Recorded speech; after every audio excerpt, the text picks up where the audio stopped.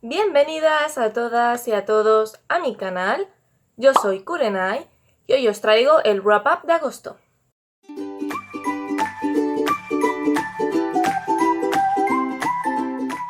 Lo cierto es que agosto ha sido un mes bastante productivo en cuanto a lecturas. De hecho, incluso me fui una semana a la playa y aún así conseguí leer bastante. En total he leído 9 libros durante este mes, así que voy a intentar ir ligerita para que el vídeo no se haga demasiado largo. El primer libro que me leí, en realidad comencé a leerlo a finales de julio, pero justo lo terminé el día 1 de agosto, entonces para cuando grabé el wrap-up de junio y de julio todavía no lo había terminado, y se trata de Las mejores fábulas mitológicas de Toni Yakai y Montserrat Ladeval. Es un libro muy cortito que yo sepa solamente está en formato Kindle y va, pues como su propio nombre indica, sobre diferentes fábulas mitológicas de la mitología griega. Es un libro que está dirigido a un público infantil y se nota tanto en la manera en la que están escritas las fábulas como las ilustraciones que las acompañan, que la verdad que las ilustraciones son una monada, a mí me gustaron un montón y me parece que le dan un toque muy bonito a las fábulas, pero aunque está dirigido sobre todo a un público más infantil, es perfectamente disfrutable por un público más adulto. Se lee muy rápido, creo que eran como 130 páginas, bueno, lo tendréis escrito por aquí en la ficha técnica. Su librito que recoge como las fábulas mitológicas más conocidas, que están narradas de forma muy amena, con unas ilustraciones muy bonitas, y que si os gusta la mitología clásica o tenéis algún peque en la casa al que queráis introducir en la mitología clásica, os recomiendo muchísimo este libro. El siguiente libro que me leí, que bueno, no es un libro, es una novela gráfica, es Dos chicos juntos de Alice Oseman. Me lo leí prácticamente del tirón, es una novela gráfica, entonces se lee muy rápido.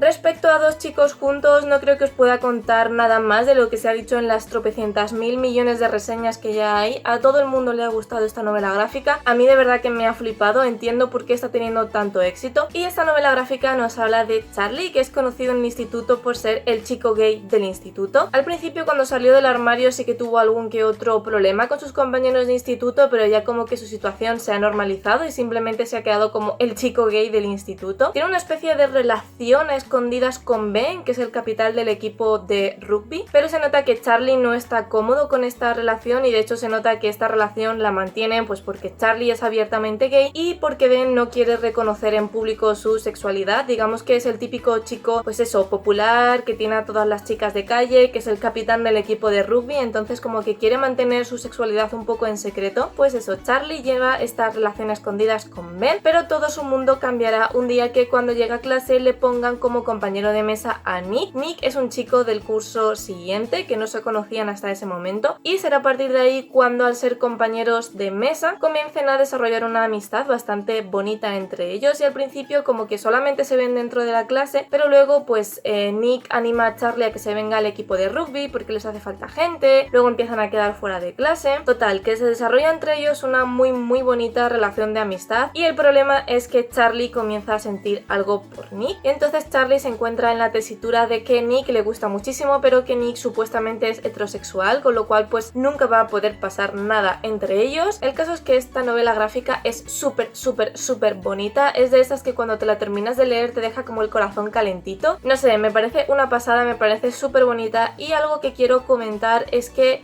al principio, cuando salió esta novela gráfica o este cómic, a mí lo que me tiraba para atrás de leérmelo eran los dibujos, porque yo estoy acostumbrada a leer sobre todo manga que tienen, como sabréis, dibujos súper elaborados, con fondos súper elaborados, y lo que nos ofrecía Alice Oseman era un dibujo mucho más sencillo y era algo que me tiraba bastante para atrás, pero he de decir que el dibujo es precioso, encajan perfectamente con la historia que Alice Oseman nos quiere transmitir. Entonces nada, que Heartstopper es perfección absoluta, que estoy deseando leerme la segunda parte y que Nick y Charlie son mis hijos. En tercer lugar me leí Invisible de Eloy Moreno. No os puedo hablar demasiado de qué va esta novela o del kit de la cuestión de lo que trata esta novela, porque no te lo dice en la sinopsis y a mí me impactó bastante descubrirlo, aunque es verdad que cuando vas leyendo te vas dando cuenta un poco por dónde pueden ir los tiros, pero igualmente no os lo quiero decir porque quiero que, al igual que yo, os sorprendáis si decidís leer este libro. Así que voy a contaros principalmente lo que pone en la sinopsis, y empezamos el libro con un chico, con un niño que está hospitalizado. No sabemos por qué, en ningún momento te cuentan el por qué está hospitalizado, bueno, en ningún momento, sí te lo cuentan cuando vas avanzando, pero al principio no sabemos por qué está hospitalizado hospitalizado y la narración va alternando en diferentes capítulos que están contados desde diferentes puntos de vista por personajes que supuestamente están involucrados en lo que le ha pasado a ese niño hospitalizado, pero no sabemos ni de qué modo, ni por qué, ni cómo se relacionan con ese niño. Y lo único que sabemos es que según el niño en la sociedad existen monstruos, él es capaz de verlos, él es capaz de percibirlos, monstruos que pueden encontrarse en cualquier sitio, y digamos que a consecuencia de ver esos monstruos el niño ha desarrollado una serie de poderes, como por ejemplo que puede convertirse en niño avispa, que puede aguantar la respiración debajo del agua, o su gran superpoder que es capaz de hacerse invisible. Aunque según él, después del accidente que le ha llevado al hospital, su capacidad para ser invisible ha desaparecido y ahora es incapaz de utilizar ese superpoder. Y esta es la premisa de la que parte el libro. Entonces la cuestión aquí es averiguar, según vamos avanzando, por qué ese niño ha terminado en el hospital, por qué ha desarrollado esa serie de superpoderes y cómo se relacionan el resto de personajes con el accidente que ha sufrido el protagonista. Lo único que os voy a decir es que es una novela muy dura. Es una novela que está sobre todo dedicada una vez más a niños y adolescentes, y esto se nota muchísimo no solamente en el tema en el que trata, sino también la forma en la que está contada. Es un libro que me gustó mucho, muy impactante, y para mí trata un tema súper importante. Es un libro que yo considero que debería leerse en todos los colegios y en todos los institutos, además está un poco pensado para ello. Y si tengo que decir algo en contra, es que los primeros capítulos no me gustaron nada. La información que te dan es muy pequeña, con lo cual los primeros capítulos el lector está completamente perdido, no tiene ni puñetera idea de lo que le está hablando el autor. En realidad está pensado para eso, para causar como confusión al lector y para que te quedes en plan, ¿qué narices me estás contando? Y luego como a partir de la mitad del libro ya empiezas a darte cuenta del kit de esta historia, y ya a partir de ahí se hace muchísimo más disfrutable y es como la mejor parte del libro. En cuarto lugar me leí Verity, la sombra del engaño, de Colleen Hoover. De esta autora ya os he dicho que en su momento me leí, creo que se llamaba Ugly Love, porque esta autora es conocida sobre todo por sus novelas románticas / eróticas, y todo el mundo hablaba maravillas de Colleen Hoover. Yo me leí esa novela, no me gustó nada porque era extremadamente tóxica. Sacó Verity, que es un thriller, un género completamente diferente a lo que ella suele escribir, y entonces ya ahí sí que me llamó la atención porque los thrillers me gustan y pensé que era una buena oportunidad para, digamos, reconciliarme con esta autora. Y respecto a Verity, si ya habéis leído mi reseña sabréis que el libro empezó súper bien, me estaba gustando muchísimo, estaba súper enganchada, me leí como 100 páginas o 200 páginas del tirón porque de verdad que estaba súper bien construido, hasta que llegó el final, y el final lo estropeó todo, literalmente todo, y me da un poco de rabia porque me frustran esas historias que están súper bien construidas y de repente el autor decide meter un elemento que no entiendes muy bien por qué lo mete y se carga el resto de la novela, y esto es lo que pasó con Verity. En Verity tenemos como protagonista a Lowen, una escritora mediocre que está teniendo varios problemas económicos porque debido a la enfermedad de su madre ha tenido que cuidar de ella y durante ese tiempo no ha podido escribir, y le llega la oportunidad de oro cuando su agente le llame para decirle que le van a hacer una oferta muy interesante que no puede rechazar, y es que la gran escritora Verity, que es súper conocida, es éxito de ventas, hace unos meses sufrió un accidente de coche, lo cual le impide seguir escribiendo con normalidad. Entonces han decidido contratar una especie de lo que se denominaría escritor fantasma, que es Lowen, para que Lowen siga escribiendo sus novelas, ya que ha dejado a medias una saga. El marido de Verity decide contratar a Lowen para que continúe escribiendo esos 3 libros que faltan de la saga, pero fingiendo que los está escribiendo junto con Verity, y entonces para poder terminar bien la saga y para poder meterse bien en la piel de Verity decide mudarse temporalmente a la casa a la mansión donde viven tanto ella como su marido, y a partir de ahí encerrarse en su estudio y comenzar a investigar sus notas, su hilo de pensamiento, sus esquemas argumentales, en fin, todo lo que tenía planeado para los libros que faltan. Y lo que en principio iba a ser simplemente un par de días o como mucho una semana termina convirtiéndose en mucho más tiempo, porque Lowen se empieza a dar cuenta de que en esa casa pasan cosas muy extrañas. En la habitación de Verity pasan cosas muy raras que no puede explicar. En teoría Verity está como, no exactamente en coma, pero en muerte cerebral, medio vegetativa, no puede hacer nada por sí misma, pero como que Lowen empieza a sospechar que Verity no está tan mal, porque se da cuenta de que Verity como que se la queda mirando, a veces le da la sensación de que se la encuentra por las escaleras o de que la escucha en el pasillo, entonces comienza a volverse completamente paranoica, y paralelamente a esto comienza a enamorarse del esposo de Verity, Jeremy. Y ya para añadirle todavía más INRI a este asunto, Lowen descubre una autobiografía que Verity comenzó a escribir antes del accidente, y en la autobiografía empieza diciendo que ella va a contar verdaderamente cómo es ella, no la Verity que ellos conocen, y entonces a raíz de esa autobiografía Lowen comienza a darse cuenta de que Verity es una persona extremadamente cruel, manipuladora, egocéntrica, que ha hecho cosas realmente horribles en su vida y que tiene a su marido Jeremy completamente engañado y completamente manipulado. Como veis, la premisa pinta súper bien, de verdad que yo estaba enganchadísima porque tenemos como dos focos principales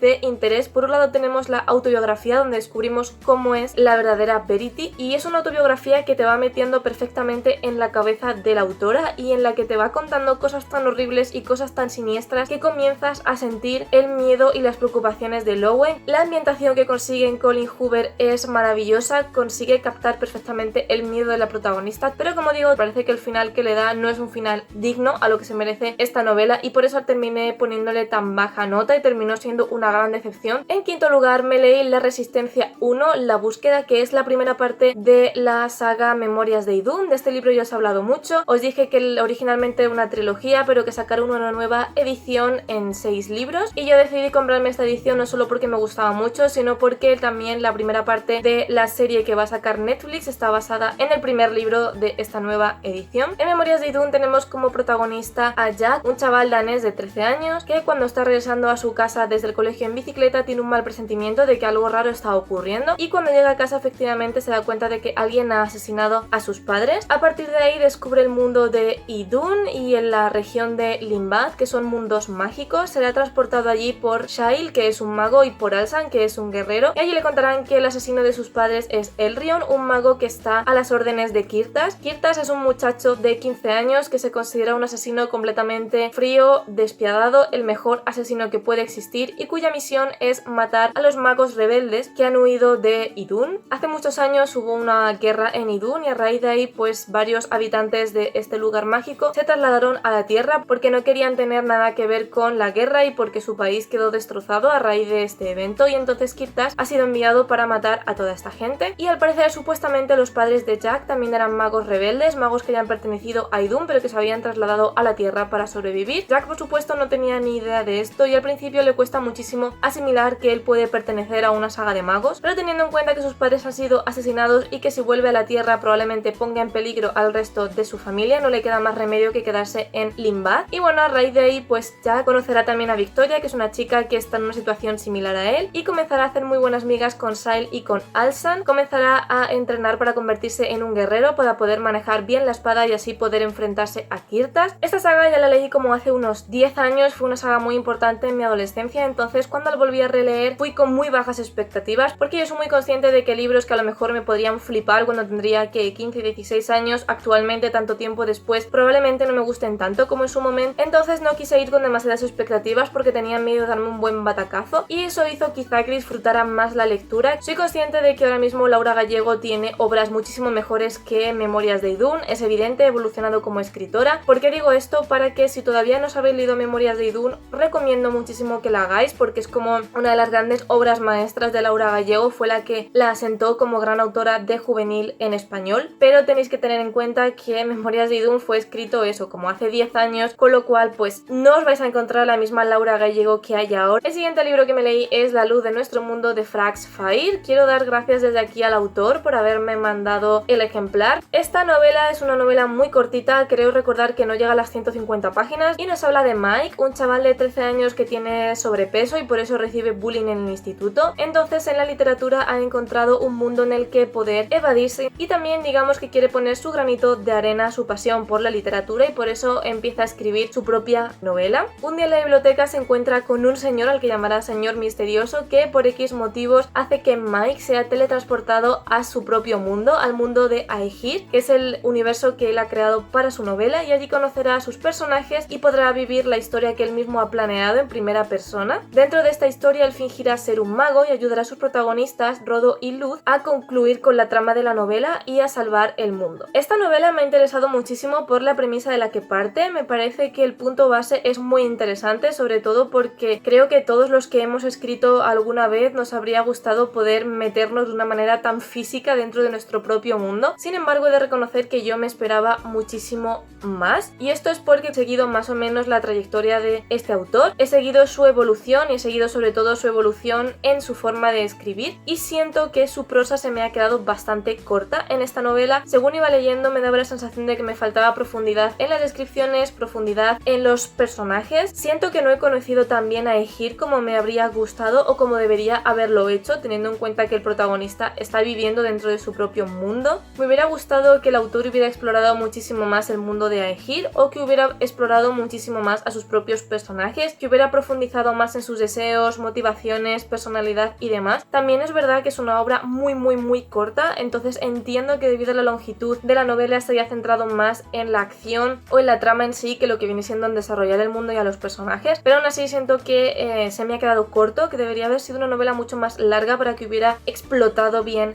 esa idea. Aún así es un libro que os recomiendo porque me parece bastante interesante, porque creo que es un autor que tiene muchísimo potencial. En séptimo lugar me leí La última hechicera de Miki T. Robinson. En este libro tenemos como protagonista a Adara Rose, que es una hechicera súper poderosa, es capaz de controlar los 4 elementos: fuego, viento, agua y tierra, y actualmente vive una vida muy tranquila junto a sus 4 hijos. Vive en las tierras de Kabak, que son unas tierras mágicas, no solamente pueden acudir los hechiceros, y allí tanto ella como sus hijos se dedican a realizar labores sobre todo de sanación. Viven en una casita del bosque, una vida muy tranquila, pero esa vida se verá perturbada cuando un día salgan de pesca. Al regresar a casa se encuentren a una manada de lobos. La madre está completamente malherida, por lo que no puede alimentar a sus cachorros, y de los 5 cachorros hay uno al que han matado cruelmente y lo han desangrado. Adara decide llevarse a los lobos a su casa para curarlos, y al final cada hijo logrará establecer un vínculo muy cercano con cada cachorro, y Adara conseguirá establecer un vínculo con la madre, con Quimera. A raíz de este evento, Adara se dará cuenta de que el que está detrás es Draven. Draven es un hechicero que conoce a Adara desde que eran pequeños, y cuando eran jóvenes Draven se quedó obsesionada con Adara, primero por su belleza y segundo porque Adara consiguió dominar los 4 elementos, convirtiéndola en una hechicera muy poderosa. Entonces Draven consideraba que Adara solamente podría ser suya y que tenía que salir con él, pero Adara lo rechazó porque no tenía ningún tipo de interés en él, y eso hizo que un odio vengativo comenzara a surgir en Draven. Adara, al darse cuenta de la situación, decide que la única forma de proteger a sus hijos es obligándoles a marcharse de Kabak y regresando al pueblo originario de la familia de Adara, Mirfak. Creo que se pronuncia Mirfak, un pueblecito que detesta la magia y que de hecho cualquier mujer que es acusada de hechicería termina quemada en la hoguera. No conocía de nada a esta autora y la verdad que me ha sorprendido para bien, porque la novela me gustó bastante. Es una novela, como veis, principalmente de magia, de hechicería, así rollo medieval y demás, que está bastante bien. Si tengo que ponerle algún pero, es que se me llegó a hacer bastante repetitiva, porque es como que la autora tiene una serie de ideas fijas que va repitiendo constantemente a lo largo de la novela. Sobre todo se me hizo excesivamente sentimentalista. Sentimentalista tanto en el amor que siente Adara por sus hijos, algo con lo que la autora está machacándote constantemente, y también se me hizo muy repetitiva en las relaciones amorosas. Y otra cosa que también quiero destacar es que me costaba mucho distinguir a los 4 hijos de Adara, porque aunque la autora insiste en que son diferentes y que cada uno tiene una personalidad muy marcada, esa personalidad no se llega a reflejar muy bien en la novela. En penúltimo lugar me leí Crecer de Higuchi Ichiyo. Es un libro que, aunque se llame Crecer, tiene varios relatos de esta autora, pero bueno, en este vídeo solamente os voy a hablar de Crecer, que es como el relato principal, y Crecer está ambientado en Yoshiwara, que es el barrio de las prostitutas que había antiguamente en Tokio, y es una historia bastante curiosa porque está contada desde el punto de vista de 6 niños que viven en el barrio de las prostitutas. A pesar de que suena así muy horrible, Yoshiwara era un barrio completamente normal que funcionaba como cualquier distrito normal de Tokio, con la única diferencia que la mayor parte de sus habitantes eran pues prostitutas y que la gente que acudía allí pues era para contratar sus servicios. Y entonces tenemos a la protagonista, que es Midori, que es la hermana pequeña de una Oiran, que es una prostituta de alto standing, una cortesana de lujo. Se nos va contando un poco la vida de Midori, cómo vive en ese barrio y cómo se relaciona con el resto de amigos. No quiero contaros mucho más porque es que es una historia bastante cortita, entonces prefiero que lo descubráis por vosotros mismos si queréis leerosla. Pero lo que más me gustó de Crecer es que Higuchi Chiyo describe muy bien cómo se vive en Yoshiwara, cuáles son las costumbres de ese barrio y también el contraste que hay entre el hecho de que la historia esté narrada desde el punto de vista de 6 niños que viven la prostitución como algo completamente normal, para quienes eso no es tabú, simplemente es lo que ocurre en su barrio y ya está, como quien trabaja, qué sé yo, en una pescadería. Si queréis saber un poco más cómo se vivía en el Japón antiguo, en el Japón de la época de Edo y cómo se vivía concretamente en los prostíbulos, os recomiendo mucho este libro. Y en último lugar os quiero hablar de Diccionarios de mitos clásicos de, a ver, que está escrito por mucha gente, María García Esperón, Aurelio González Obies y Amanda Mijangos. Creo que Amanda Mijangos, si no recuerdo mal, es la ilustradora. De este libro ya os hablé en mi último book tag sobre libros pendientes y quiero hacer un disclaimer, y es que en ese vídeo os dije que era solamente sobre relatos de mitología griega, pero no es cierto, también hay relatos sobre mitología romana. Como su propio nombre indica, es un diccionario. Por cada entrada del diccionario hay como 2 o 3 entradas y hablan tanto de dioses como de semidioses como de héroes, y aunque está pensado precisamente para que sea un diccionario, es decir, un diccionario de consulta que puedas mirar de vez en cuando, a su vez también está pensado para que se pueda leer del tirón, porque la manera en que nos hablan de estos personajes es una manera muy amena, es a través de sus historias y de hitos relevantes en sus vidas, entonces se lee muy rápido porque está contado de una manera muy ligera, muy divertida. Y sobre todo quiero destacar las ilustraciones. Las ilustraciones me parecen una verdadera preciosidad, no solo son súper bonitas y están ilustradas pues un poco al estilo de dibujo que solía hacerse en la antigua Grecia y en la antigua Roma, sino que me parece que reflejan muy bien lo que está contando la entrada correspondiente del diccionario. Y hasta aquí el vídeo de hoy, espero que os haya gustado este wrap up. Como siempre, en la cajita de descripción tendréis todas las reseñas de los libros que he mencionado en el canal. Si os ha gustado el vídeo, me encantaría que os suscribierais para seguir viendo mi contenido, que le dierais a like, que compartierais el vídeo con vuestros amigos. Cualquier comentario que hagáis en el vídeo siempre es bienvenido, sabéis que siempre os respondo. Y como siempre, nos vemos todos los sábados a las 6 de la tarde española. Miko, saluda a cámara, que nos estamos despidiendo. Muchas gracias por estar un día más en el canal y nos vemos en el próximo vídeo. Miko. Adiós.